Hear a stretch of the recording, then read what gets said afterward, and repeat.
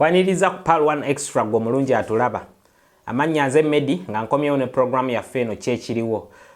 Mu program ya feno erwa leero tugenda kutunulira abayimbi. Tuyina abayimbi babiri ku mmeeza obudde buno. Weewaawo n'owokusatu atava ku miwa gy'abantu ayina wajjo yingiriramu newankubadde tabadde wayingiramu. Tuyina Joseph Chameleon ne tuba ne Mulwadde. Joseph Chameleon ono ebifaananyi byasooka ne bifuluma nga mulwadde ng'ayeeba ng'era alina ku kitanda batugamba nti alabika ng'alongooseddwa. So Chameleon abamu ne bamusabira, abamu ne basanyuka abatamwagala, abalala ne bagamba alimba.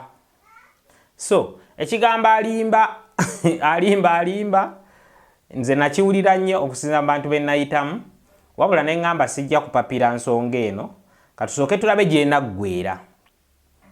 So ebifaananyi byafuluma. Joseph Chameleon olunaku lw'eggulo yavuddeyo n'atutaga akavidiyo nga bamusiibudde okuva mu ddwaliro. Ekyandaze nti babadde bava kumulongoosa oba babadde bamulongoosezza kwe kubeera mu kagaali ako nga woomulaba n'enguguye ndowooza bage masuuka simanyi oba neeyo batwala amasuuka ng'eno ewaffe, kuba ewaffe eno emulago ogenda n'amasuuka ago. Yes, waba wageddwaliro naye naawe oteekawo agago okubanga oba of course toyinza kwesiga nnyo masuuka ga ddwaliro. Buli omu kuliko eyafiriddeko, kuliko yakoze bikindooza, naye Chameleon yakoze eki? Yabisensinze n'agamba kangende n'entwala era entwala ogiraba nga emuli ku bisambi okwo talina gatambula. Njagala otule vidiyo eno. Chameleon talina maanyi gatambula era bali mu kumuvuga ku kagaali nga boolaba. Asiibudde abasawo awo. Okay, ne tugamba mukama mulungi, omulwadde awonye oba akubye ku matu.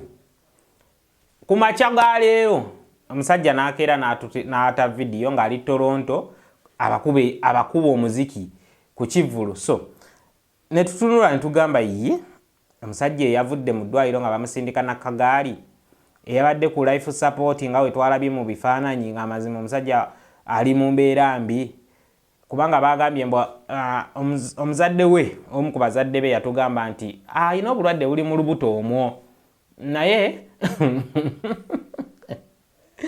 ensi eno tulina famire eno. Okay, Joseph Chameleon yakubye ekivvulu e Toronto nga bw'olaba mu vidiyo. Joseph Chameleon eyabadde omulwadde ali ku ndiri n'afuluma mu ddwaliro kagaali nga tasobola ttambula, enkeera oba ku olwo lwennyini n'agenda ku show n'agikuba. Waliwo eyatugambyeko ng'onono yeyanga Mulo abataalabye interview ye olunaku lw'eggulo, yatugambye ti Chameleon ano atya nnyo competition. Nzija Chameleon atya nnyo competition. Soko wire yanga Mulo kye yatugambye tugende maaso. Tiye bosi wange yali musajja nga ye takulabamu ate kyakuyimba ekyo nti ono doga yandiyimba oba ono toto gwe nnina wano yandiyimba. Ye yali alina challenge ezo ng'omuntu nti okusinga okulaba talent alaba nnyo challenge.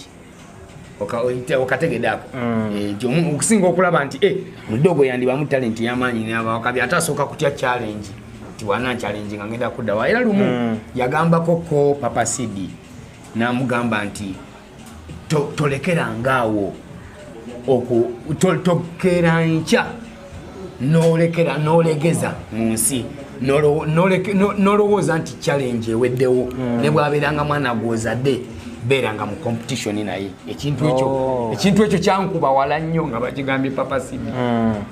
Kyandaga nti nno musajja wange mukambwe nnyo weyabala nti competition agina ne kuamba mu kateni okategedako ngenda nyimba kebbali. Yes, naye nga bwe tutambula ku bivulu bya Milikwesi si kyangu kyakkuba muziki gwe. Era abayagalawo wali AK47 oba ne Papa Sidi gwalina naye kolabo nga be bayimbi babayagala bali recognized gwakumanyinga muyaye oba omuntu atali mu muziki. Era nze kankubulire nze bwe nakuba hiti newuunyisa abantu bangi ne bosi wange nga mwali nti naye yennyini yanewuunya nnyo nti okikoze otya. mbadde sikusuubira kuba nti osobola okuba ne hit era yali ali America yagenda okudaano nga nze nayit nantuuza mu motoka netugenda nga lulimba tuluwulira olunaku ntebero netukeeka baagala nambuuza kati owulira otya naye abakuba akayimbako ne mugamba mwana kabiri kwensebe gwe wabisookamu okitegedde gwe enyimba z'okoze empitivu experience okolaki ogimanyi eyokuwulira akayimba nze ndi mukuwulira biwulizi sinaba nakulya ku ssente singa babadde mufo kyokuba akayimba bampa mu ttooke okitegedde ekyo ekimanyi kati wembalamu nentunula gye byatandikira mu kufulumya ebifaananyi social media nekwata omuliro nti omuyimbi w'eggwanga ali bubi alongoseddwa era ne ka vidiyo n'akatuteera nga bamusindika ku ka wheelchair ate n'agenda ku kivvulu kyokka yanga mulo nga yatugambye nti omusajja ono atera nnyo competition yinze ng'omuntu nendowoozaamu nti engeri omwana ono gy'abadde mu mawulire ennyo ya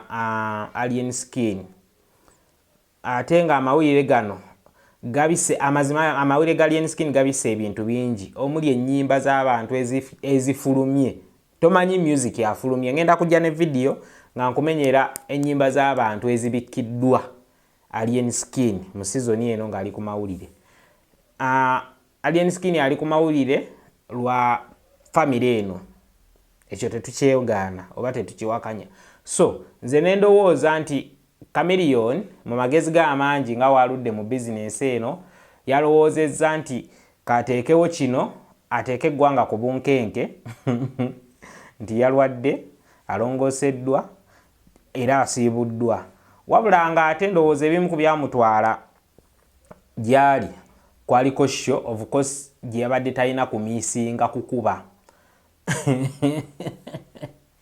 kati embaddi nebanga yalinyiddwamu eggere wabula yayanguye nnyo okuta footage nga bafaani tebannamuta ababadde ku show kubanga ate ekyo kyandibadde kyabulabe nnyo eri obulamu bwa Jose Chameleon ne Mayanja family okutwaliza wamu okusinzira ku mboozi gye baatuwa ku mutabani waabwe kale nakanwaji Winifred oba Winnie Nwaji yalabiddwako ku kivulu ekimu ng'ayina omwami yaddamuteeka ssente mu mabeere awo nga woolaba n'amulaga nti amukuba azin Winnie Nwaji addizwa fan ne tulaba Winnie Nwaji ng'era waliwo ekivubuka kye yabadde bano abawagizi ababeera mu maaso omuwagizi yadde agezaako okwatirira ndowooza nga omanya amaaso g'omuganda simanyi oba yadde muganda naye olugero lwakyuka nti amaaso g'omusajja gali mu ngalo so ku kye yalabye yagadde akole ki akwateko Winnie Nwaji n'amukuba microphone nga bw'olaba Winnie Nwaji ono si mwangu si mukazi mwangu kubanga twamulabako e Dubai yabayisaamu eggaali kikuba housemaid actually tusooke tulabe ku housemaid ono embeera gye yamuyisaamu tulabe okubooleza ebintu olina okukola kyeno olina okufumba tewali agamba nti oba kalenze kanfumbireko enva kukuuka tewali bo nga babeera ku TV yaabwe wali wadde beekyusaamu walina okuddawo okufuuwa eyo enjaga yaabwe nga kibabeerako bonna banywa tewali njaga gyatanywayo oli okay that is Winnie Nwaji for you abadde tamumanyi mukubi so buli olaba Winnie Nwaji oba yambadde atya oba yambadde atya bambi fuga engalo zo fuga engalo zo otherwise ajja kukuba kikuba kwekyomanya kikuba empisa zino Winnie Nwaji tusaba weddeko bambi bw'oba toyagala bakwatirire osobola okwambala nga Chosen Becky kubanza ensubira nti Chosen Becky teri yali amukutteko obulamu bwe bwonna bukyatandika kuyimba naye wona agenda oyambala bwotyo kkiriza obagaana abawagizi naddala abasajja bajja kikutuusaako n'ekisingako awo buuza Mary Bata eyabuuka n'abagwamu kye baamukola ndowooza tali kiddira okay program yaffe eno kyekiriwo bwetyo bwetambula mpola mpola tukuleeterako mpola mpola okusinziira ku bibaddewo tulondamu ebyo ebikoze ennyo amawulire oba ebikulu wazira weekumire ku Power One Extra tuli ku YouTube tuli ku TikTok tuli ku Facebook mu mannya ge gamu Power One Extra osobola otukubira ku namba y'essimu eya WhatsApp eriko oba oyinawo embeera yonna eya business kino ntegeeza mu bulango oyina company oyina ssomero oyina business oyina ki tujja kuyisizaawo era obaolyawo bizinesi ye n'abeegaziwa, essomero linaaba ligaziwa, ne kampani ye n'abeegaziwa kubanga abalabi bo tubayina. Obadde mulabi mulungi, webale nnyo, webale ddala akuume.